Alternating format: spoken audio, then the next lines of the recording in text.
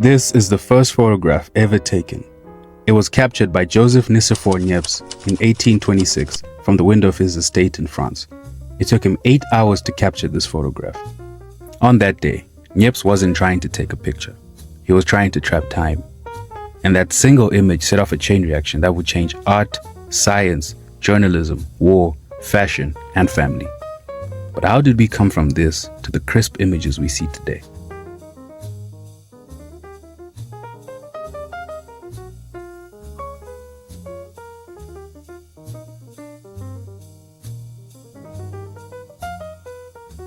Long before megapixels and mirrorless lenses, there was literal darkness. The earliest ancestors of cameras was the Camera Obscura, Latin for dark chamber.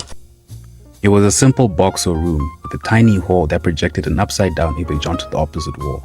Artists used it to trace landscapes to get the right proportions, but it couldn't capture anything. It could just reflect. Then Niepce came in. Using a light-sensitive substance called bitumen Judea, he coated a metal plate and stuck it inside the wooden box with the lens. 8 hours later, history was made. It wasn't great, but it was the first. And it sparked the question, what if we could freeze reality forever? After Niepce, a man named Louis Daguerre took things up a notch. In 1839, Daguerre introduced the daguerreotype, a process that shortened exposure times and made photographs more practical. But practical was relative. You still had to sit still for 10 minutes. But people were fascinated. For the first time, ordinary folk could preserve their faces and memories. Photographs spread like wildfires, from Persian salons to Civil War battlefields. It was raw, emotional, and very real.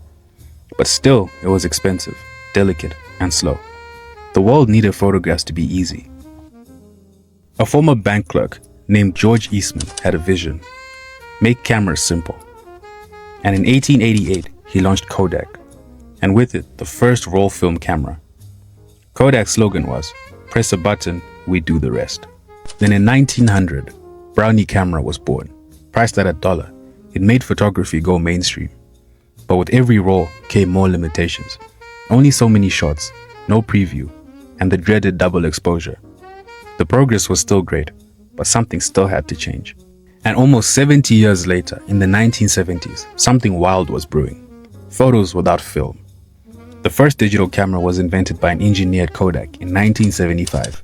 It looked like a toaster with a lens, shot in black and white, and at 0.01 megapixels. This was revolutionary. The idea caught on slowly, but by the late 90s and early 2000s, digital cameras were everywhere. Point and shoot.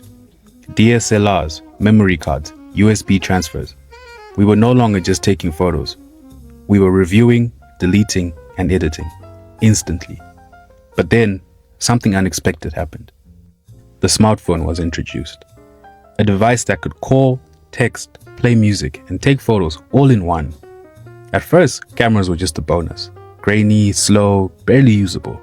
But after years, they got better, sharper, and smarter. People believed that smartphones would eradicate cameras. But over time, cameras proved to still have their place, especially when it comes to professional work. And today, cameras are everywhere. Not just in the hands of professionals, but in our pockets, in the skies, our doorbells, our cars. From high-end rigs used for filmmaking to compact lenses built in our phones. We now have more ways than ever to capture the world around us. Each camera has its own purpose, its own style, whether it's built for adventure, storytelling, or security. Photography is now a form of art and is a central part of our society. But even Niepce wouldn't have imagined what it would become. But it all started from this photo.